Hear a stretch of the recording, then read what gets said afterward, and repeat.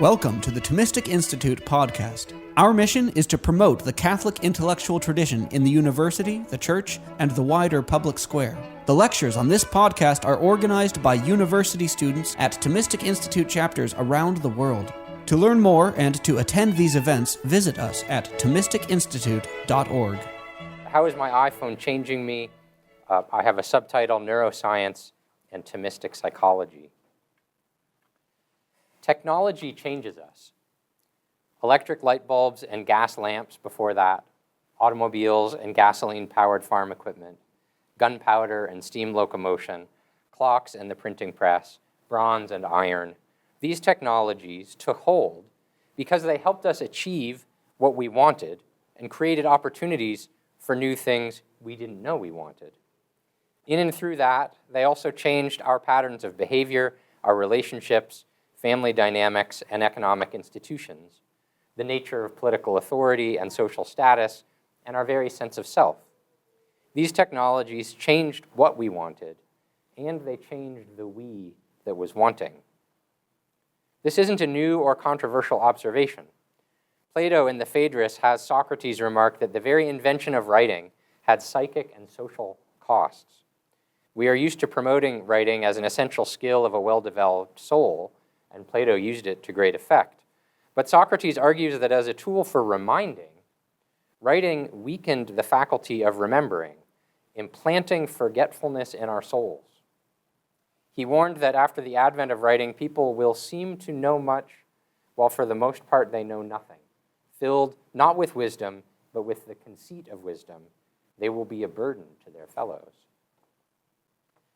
Digital devices are changing us, especially portable devices and their most popular applications, social media, combining communication with entertainment. This was less well understood several years ago, but now it is common knowledge. The phenomenon invites multiple levels of analysis and has been addressed from the perspective of political theory, media studies, sociology, childhood development, and more. If you are interested in how digital media influences your sense of your political and bodily agency, I recommend Matthew Crawford's The World Beyond Your Head on becoming an individual in the age of distraction. If you are interested in how digital media has fostered social alienation and isolation, I recommend Sherry Turkle's book, Alone Together, Why We Expect More from Technology and Less from Each Other. For practical advice about how to discipline your use of digital media, try Cal Newport's Deep Work, Rules for Focused Success in a Distracted World. And for neuroscientific analysis of the way the new online ecosystem puts such stress on our old biological hardware, there is The Distracted Mind, Ancient Brains in a High-Tech World by Adam Gazzaley and Larry Rosen. Those are just a few. My approach in this talk is to follow Plato's lead and ask about this technology. What does it change in our soul? What appetites does it feed and what does it starve? What powers does it exercise and which does it allow to atrophy? I want to explore how digital technology is changing our understanding of ourselves, our sense of self-awareness, our interior life, our very experience of agency. And not only in what ways are those changing, but by what mechanisms. Increasingly, we are aware that the personal effects of digital technology are not accidental, that in many ways the devices and the applications they run are designed to change us, engineered specifically to capture and modify our sense of self, how we think, and what we do. The 2020 documentary, The Social Dilemma, is very frank about this. Have any of you seen this documentary? It's on Netflix, 2020 Social Dilemma. It's about social media. Although it addresses various other effects of social media, including political polarization, media manipulation, economic exploitation, depression and anxiety, relationship breakdown, disrupted family dynamics, body image and bullying, all the hot-button issues. It gestures towards something deeper. It raises the question of what social media does to the soul. In pursuing this question, I find advantage in the fact that the designers of digital technology have paid particular attention to the closest thing we have to a classical analysis of the powers of the soul, cognitive science, and especially neuroscience. I'm not an expert in these areas, but a little familiarity with classical philosophical psychology gives me an appreciation for the power of neuroscience and also a sense of its limits. Neuroscience helps us understand how digital media is changing us, but we will need other resources to evaluate and protect ourselves from the most ominous of these changes. So the first main part of the talk is called A Brief History of the Digital Experiment. The term smartphone was coined in the 1990s, but the word, and for most people the very idea, didn't become common until the first iPhone was released in 2007. Within 3 years, Apple released the first iPad. The iPhone was well established in world markets, and other web browsing app-based touchscreen pocket computers were competing for market share. 2010 was also the year Nicholas Carr published The Shallows, What the Internet is Doing to Our Brains. Carr had noticed that spending more time online had changed his habits of attention as a reader and writer, and he turned to neuroscience to explain his experience. The way we interact with the internet, he said, rewires our brains. Web surfing makes us shallow thinkers. Those are quotations. The interruptions, scrolling, clicking, all break up attention, challenge our focused awareness, and prevent impressions from penetrating working memory into long-term memory. The abundance of stimuli presents too much cognitive load. The brain adapts, thanks to its neuroplasticity, literally reconfiguring its patterns of activity, making it easier for us to keep scrolling and multitasking, but harder to concentrate, to remember, and to contemplate. Although concerned mainly with the internet in general, rather than specifically with portable devices, Carr described phenomena that the advent of the smartphone greatly accelerated. Carr's attention to the neurological effects of online life is well complemented by a reflection 7 years ago from Andrew Sullivan when he checked himself into rehab for digital addiction.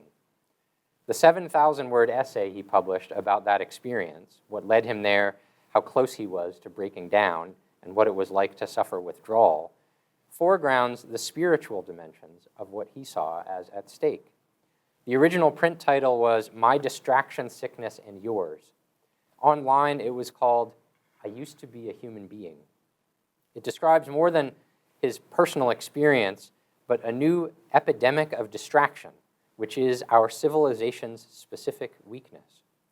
And the problem, he says, is spiritual. As Sullivan put it, the threat is not so much to our minds, even as they shape-shift under the pressure. The threat is to our souls. At this rate, he continues, if the noise does not relent, we might even forget that we have any. Sullivan aptly draws on religious resources to make sense of this challenge.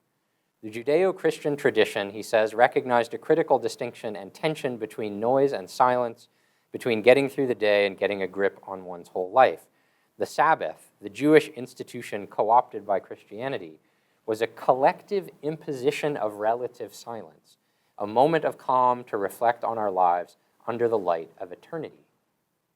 According to Sullivan, the loss of a cultural habit of Sabbath changes us. It slowly removes, he says, without our even noticing it, the very spaces where we can gain a footing in our minds and souls that is not captive to constant pressures or desires or duties.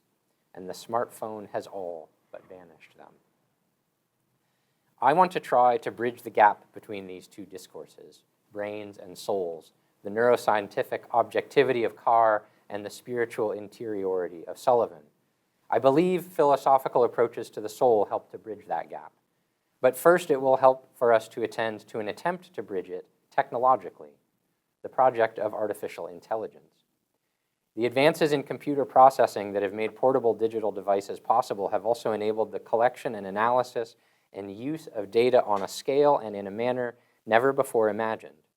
As advances in artificial intelligence increasingly inform the design of digital technology, it is not only the case that digital media devices happen to change us, but more than any other previous technology, they are designed to change us.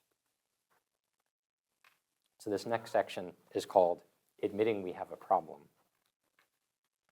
We know that social media isn't really free. We aren't the customer, but the product. That is to say, by using social media, we are voluntarily providing information about ourselves. And that information is valuable.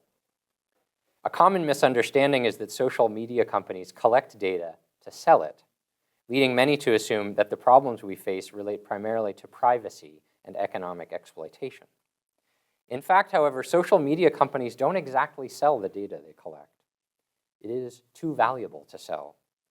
As conveyed in the documentary The Social Dilemma, the collected data holds the key to change your behavior. In the words of Jaron Lanier, who helped design artificial intelligence but now warns of its dangers, the goal is changing what you do, what you think, who you are. Tim Kendall, former director of monetization at Facebook, says the question driving digital media companies is, how much of your life can we get you to give to us? Social media wants you without any regard for your own good. Google's former design ethicist, Tristan Harris, now executive director for the Center for Humane Technology, explains, social media isn't a tool that's just waiting to be used. It has its own goals, and it has its own means of pursuing them by using your psychology against you. Even from a purely economic perspective, the industry exploits its users. The business model has been called surveillance capitalism, in which profit comes from the promise of a kind of psychological custody. Every major smartphone app, especially social media, is the interface for an artificial intelligence algorithm which constantly processes everything it learns about you, updating a virtual representation of you, testing hypotheses about it against your real behavior, and continuing to update the model. The goal is not merely to predict your patterns of behavior, but by presenting you with customized digital stimuli, to actually shape what you do. Through its app, a social media company doesn't serve people, but makes markets in them.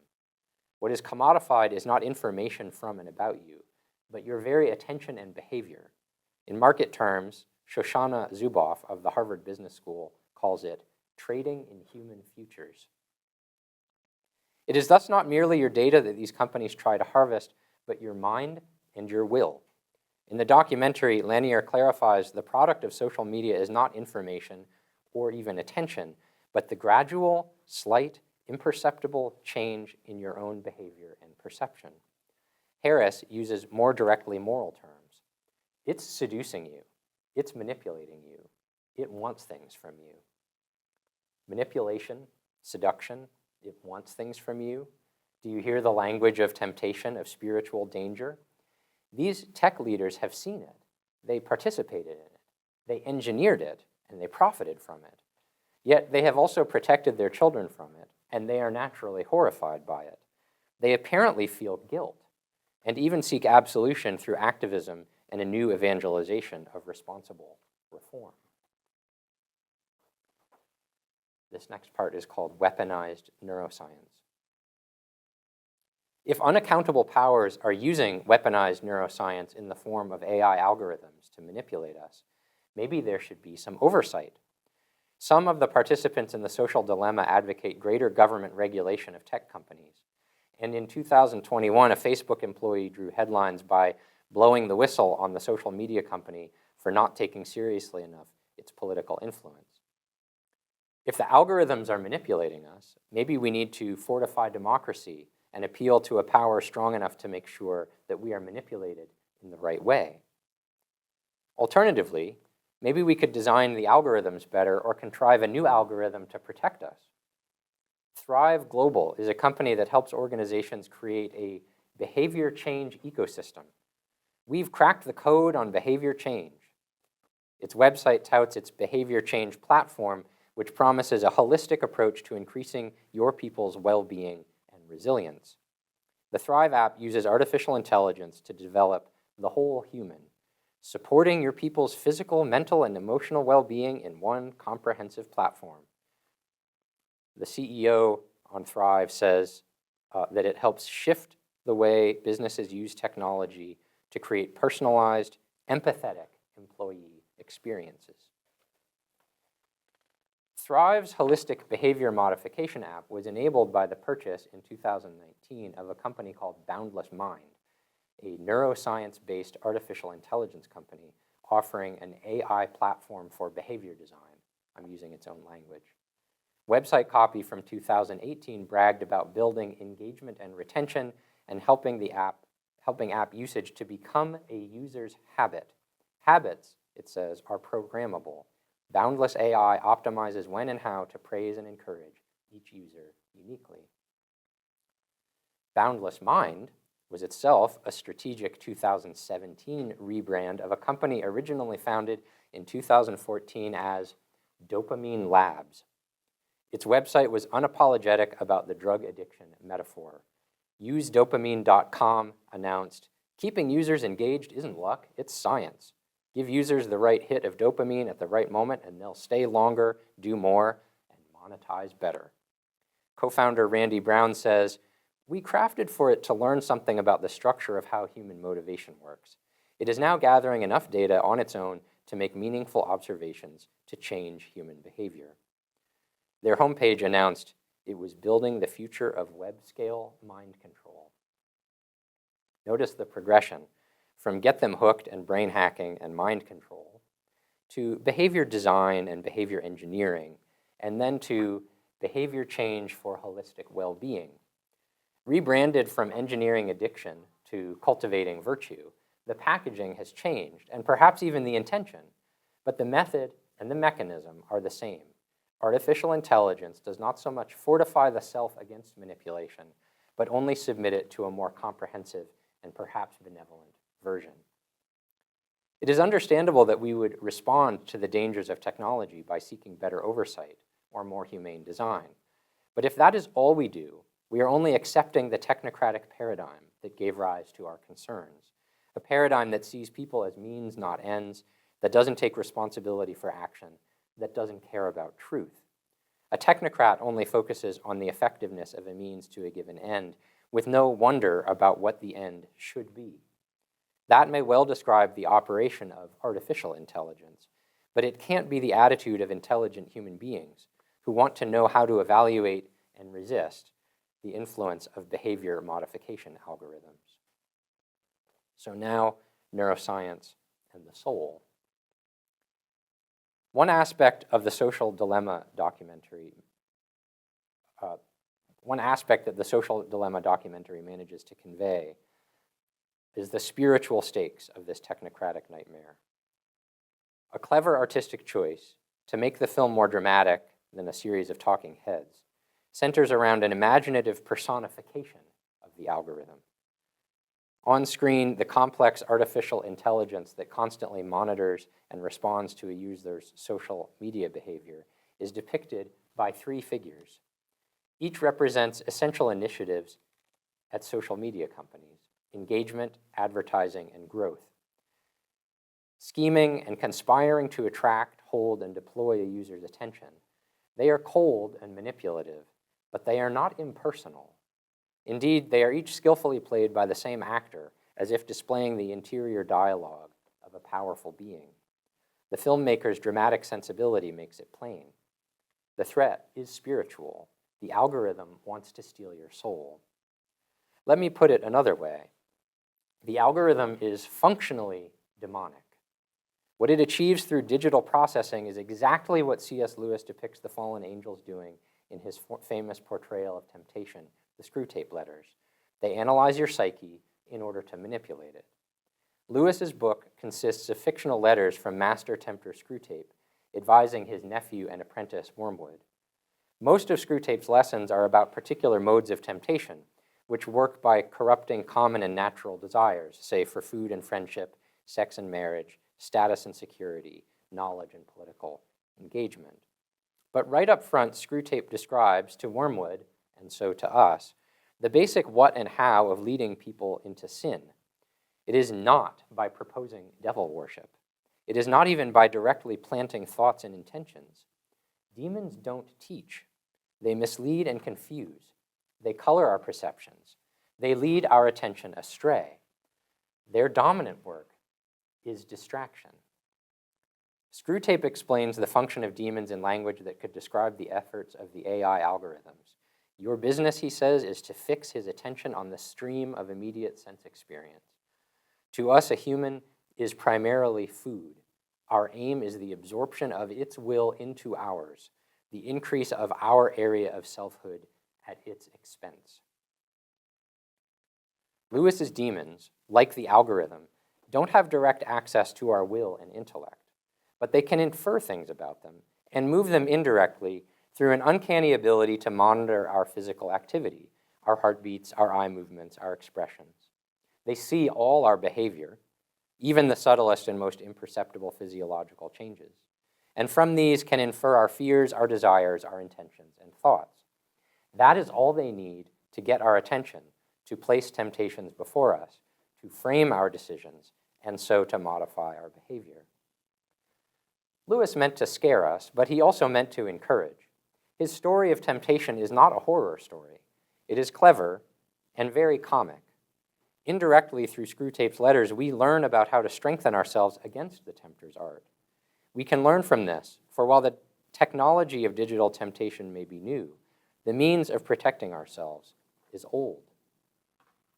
Before getting to this advice, however, let us consider a crucial assumption. I suspect that how threatening you find the algorithm depends to some degree on how you think human consciousness is related to our biology. For if you think human agency and awareness is entirely a function of and dependent on physical processes, it would be very scary indeed to realize just how much power modern technology can and will exercise over your body. It implies the possibility of not merely technological temptation and manipulation, but of technological oppression and possession. That agency and awareness are functions of physical processes is a common assumption, but not a necessary assumption, of modern neuroscience. The project of neuroscience proceeds with the working hypothesis that by understanding the operations of physical physiological systems, we will be able to explain the cognitive life of human beings. And this hypothesis goes way back. Plato, in the Phaedo, puts an argument in the mouth of Simmias that our life or psyche or soul is a function of the physical activity of our parts. To communicate this, he strikes on a charming metaphor. The soul, Simmias says, is like the harmony of an instrument.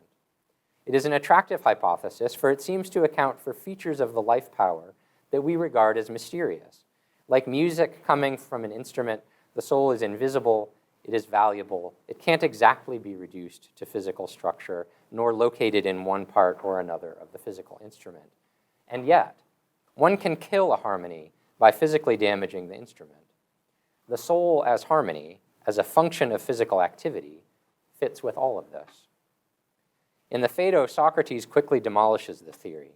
A harmony has no power to direct or rule the instrument. The instrument directs or rules the harmony. Socrates does not deny that the soul is affected by the body, nor that we can learn about the soul's powers by studying the body. But in large part due to its ruling or providence over the body, the soul is even more marvelous than a musical harmony. There is much to wonder about here, and we could say, to modify a phrase from Plato and Aristotle describing philosophy, that neuroscience begins with this wonder. How are particular life functions related to bodily activity? This key question also motivated Aristotle's inquiry into the soul, and he proceeded to differentiate various life powers, the different things a living organism does to move and grow and negotiate its environment. To understand human life, we especially need to differentiate various cognitive powers or modes of awareness, some, but not all of which we share with other animals. We tend to think of consciousness or intelligence as one thing, but the mystery of it is that it draws on and unifies so many different things: sensing, feeling, imagining, evaluating, judging, anticipating, wishing, guessing, remembering, calculating, intending, deliberating, wondering, contemplating. And some of those we seem to have more control over than others, more responsibility to direct or exercise. Neuroscience imagines each of these as a function of something physical in our bodies, and so in principle detectable and even replicable. For hundreds of years, we didn't have tools like electromagnetic resonance imaging or X-rays or even sophisticated surgery to detect this activity. Nor did we even have the theoretical models like chemistry or atomic and electromagnetic theories that have made modern neuroscience what it is. Nor did we have the ability to try to build replicas or simulations of such activities, And in fact, all of these arise and advance together. But something like the neuroscientific aspiration to discover and explain the inner bodily workings of cognitive experience did evolve even without the assumption that all cognitive experience is a function of bodily activity. Neuroscience didn't begin with materialism. It began with wonder, and it proceeds, as did Plato's Simmias, through metaphors. As Plato's Phaedo showed, the key question of neuroscience has always been, to what shall we analogize the soul's activity? Empirical study of the mechanisms of life function does not require the Simmias hypothesis that the soul is a harmony, but it seems to draw energy from having some metaphor or other. We can see the development of neuroscience as grasping for ever more advanced and complicated metaphors for how the wondrous activity of mind could be connected to bodily activity. Some ancient thinkers thought of the body as a series of pumps and vessels. Descartes thought of the body as a machine. Indeed, he took the metaphor so literally that life and consciousness was, in principle, for him, separable from it. He regarded consciousness and embodiedness as so different that the one could be imagined totally without the other. I may be dreaming, and the I that is dreaming may be only an immaterial being, like an angel. The discovery of electricity gave a new set of metaphors, the soul as charges moving through circuits, and the invention of computers gave us even more elaborate metaphors. Indeed, computer technology is so fascinating that we started by comparing its functions to human ones, storage as memory and processing as decisions. But now that the computer is more familiar and comprehensible to us than the mysterious brain, it has become the root of the metaphor for human processing and retrieval. And many have imagined that human consciousness is itself software that it could, at least in principle, be uploaded to run on another platform. The technological details have changed, but we are still not far from Simmias's metaphor of a musical instrument's harmony. Increasingly, however, neuroscientists themselves are facing the fact that the mechanistic models are inadequate, and that even trying to isolate the brain from the rest of the body may itself be as much a mistake as Descartes isolating the pineal gland from the rest of the brain. It seems we think with our whole bodies. An important branch of neuroscience explores the cognitive significance of our intestinal tract, and the irreducibility of organic life is increasingly acknowledged. Not only can we treat the brain almost as an organism in its own right, we can treat it as a collection of organisms. Empirical research itself is running up against the limits of the brain as computer model. Both the complexity of the brain and evolutionary accounts of its development lead us to think of it not merely as an instrument or organ, but as an organism, or even as a collection of organisms in a kind of mysterious parliament. With his 1,000 brains hypothesis, Jeff Hawkins imagines the brain as a kind of socio-political entity with collections of structures lobbying and building consensus, voting and vetoing. Neuroscience often learns from and contributes to the field of artificial intelligence, attempts to produce or simulate or replicate these living functions in machines. Along the way, both neuroscience and artificial intelligence find greater need to attend to psychology and philosophy in the form of theoretical neuroscience or cognitive science or cognitive psychology. In other words, the very empirical study of animal life functions cannot leave behind the original Aristotelian reflection on the different kinds of consciousness or cognition. Whatever metaphor hypothesis neuroscientists work with informs their research into the brain, and it also suggests the best hopes for replicating the brain's work by artificial means. So maybe your consciousness is not a harmony, a pump, a network of gears and levers, a collection of circuits, nor even an already written software program. Maybe instead it is a complex self-learning algorithm, a large language learning model rewriting itself in iterative feedback loops of parallel processing. Maybe. Yet there remain some pesky functions, used especially in pursuing empirical science, which are not captured in even our most advanced metaphors or models. Human memory is not mere retrieval, but an act of conjuring, inherently creative and akin to imagination. Deciding is not simply running a subroutine, but an exercise of agency, of will. An abstract thought is more than processing information, but understanding concepts and affirming truth, comprehending realities that transcend whatever physical means may encode or communicate them. Even the recent success of language-generating bots, as stunning an accomplishment as they are, has drawn equal attention to the limits, the literal non-intelligence of merely processing signs without comprehending what is signified, that is, without experiencing signs as signifying. To the extent that any algorithm played out only in and through physical activity, to the extent that any algorithm is only played out in and through physical activity, it is no more like a rational soul than is a musical harmony. And the same is true of any metaphor or model that would reduce living and thinking to motion in a machine. If Plato and Aristotle are right, we won't be able to build a brain, only to simulate it, and really only to simulate some of its cognitive functions, without the ones that most make us human. We're near the end. This next section is called Spiritual Armor and Weapons. I earlier compared social media's psychic insinuation to demonic manipulation. The comparison did not imply devious intention, but it was meant as a realistic assessment of our predicament, which could point us towards help. C.S. Lewis was drawing on a very old confidence in the spiritual resources by which human beings can resist the pervasive temptations now mechanized and monetized by digital technology. In creating his demonic characters, Lewis seems to have drawn on St. Thomas Aquinas' analysis of angelic powers in his Summa Theologiae.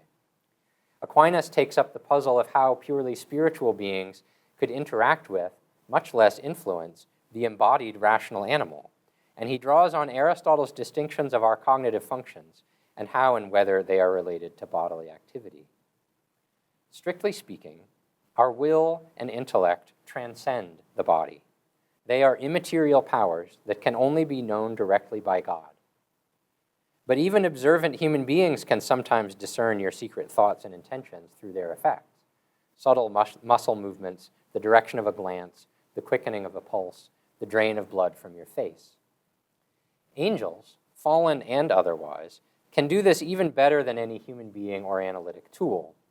And while they can thus guess at our thoughts and intentions, which remain subject to our will, they have more immediate access to our imaginations and desires as embedded in our bodily nature. So they can't control our will and intellect, but they can tempt us through our feelings and our perceptions. Temptation is not puppetry. Spiritual creatures can't directly move our wills, but they can sway us in the manner of an orator, anticipating our preconceptions or provoking our passions. Temptation doesn't control choice, but it modifies what we perceive as choice-worthy. Arousing passions of anger and craving, tempting spirits can make it easier for us to consent to what we otherwise would not. So demons stimulate our behaviors through a craft akin to rhetoric. The devil, Aquinas reminds us, is called the kindler of thoughts, inasmuch as he incites to thought by the desires of the things thought of, by way of persuasion, by rousing the passions. Demons assault us then by the same mechanism and for the same reason as the ever-adapting and insidious algorithm, in order to explore this inward disposition of man, to discern susceptibility to habits, and then, by manipulating attention, to develop those habits. This sober realization, paradoxically, is, I think, a source of hope. Neither spiritual demons nor digital algorithms can directly violate our intellect and will. They seek them, but can never possess them without our consent. The defense against the new dark arts of Silicon Valley thus relies on the same tools as ancient spiritual warfare, especially custody of our attention. Of course, demons attack our weaknesses. Virtues have been called the spiritual armor, protecting us from assault, and it is vice that makes us vulnerable.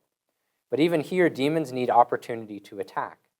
Advising Wormwood on effective methods of temptation, Screwtape warns against letting his target engage in basic exercises of will and reason. Going for a walk, reading a book, even asking questions, these are all powerful human defenses against the distractions of the devil. Individual acts of thinking and choosing for oneself exercising self-awareness and taking responsibility for one's actions and thoughts, the distinctive activities of the rational animal, are themselves safeguards against the soul snatcher's designs. I hope attending a philosophy lecture can be an occasion for soul strengthening too.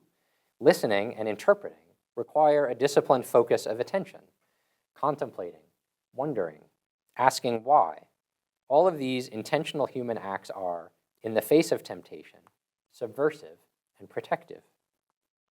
Perhaps this can also give us new appreciation for the power of prayer, sometimes described as a spiritual weapon. More than any other deliberate activity, prayer activates and directs the soul's various modes of cognition, ordering them to deeper understanding of self and union with God. Think of the 4 phases of traditional Lectio Divina: reading, meditation, prayer, and contemplation, each focusing and directing in different ways the intellect and will and ordering them to God.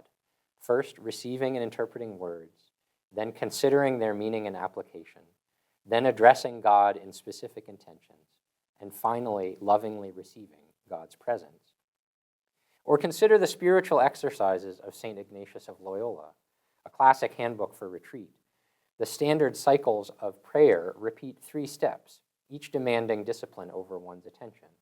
First, composition, exercising imagination and memory, recalling sins, visualizing oneself in the presence of other people, even imagining particular sensations of smell, touch, and hearing, all to be more aware of one's soul and put oneself in the presence of God. Second, analysis, activating the intellect, conceiving, understanding, and assenting to truths, reasoning about their implications and connections, and contemplating them. And third, colloquy, reflecting on choices and principles of choice, resolving to make good decisions, and especially exerting the will in acts of humility and love. This method of prayer exercises the traditional Trinitarian powers of the soul: memory, intellect, and will. 3 powers that, incidentally, the algorithm wants but cannot access without our cooperation, and 3 powers that the most advanced artificial intelligence will prove incapable of simulating. At a very basic level, by simply taking custody of our minds, by directing our attention, taking responsibility for what we give our cognitive energy to, we experience the mysterious agency that Simius's harmony theory could not account for, and we discipline the very power that digital media is so eager to distract and consume. The powers that neuroscience thus finds most elusive are the powers that can protect us from that assault. As it has ever been, the central challenge of spiritual discipline is, are we choosing where to give our attention? Attention is the inner energy of the soul, and when it is sucked away and diverted, the soul falls into acedia, spiritual sloth, a failure of the will to act. And the path to the deadly apathy of acedia is its daughter vice of curiositas, which we may call a cognitive intemperance, discharging the energy of the soul's attention without the discipline of intention. Digital technology depends on and fosters and exploits this cognitive intemperance. This is why so many of the books mentioned at the beginning address the problem of distraction. In our natural environment, we have plenty of things to distract us, but also plenty to remind us where we must give our attention and move us to action. What is unprecedented about the environment of social media is that it offers a potentially limitless field of personalized distraction. The age of digital media has unleashed a profoundly threatening human experiment. By drawing us to waste not only our time but our attention, social media seduces us to waste our souls. Our brightest engineers have trained our most powerful technology to act with the psychological craftiness of demons. But like the hapless targets of Screwtape and Wormwood, we can begin to protect ourselves from the tempting distractions of technology by asking about it and recognizing it for what it is, by wondering about our nature and remembering who we are. We can go for a walk or read a book. We can philosophize and pray. Thank you very much. Thanks for listening to this lecture on the Thomistic Institute podcast. The generosity of people like you makes this podcast possible. If you enjoy these talks, please consider showing your support at www.thomisticinstitute.org/donate. Your donation of even $1 helps us reach more college students and many others with the powerful truths of the faith, and it ensures that we can keep publishing top-notch lectures on this podcast. Thanks a lot.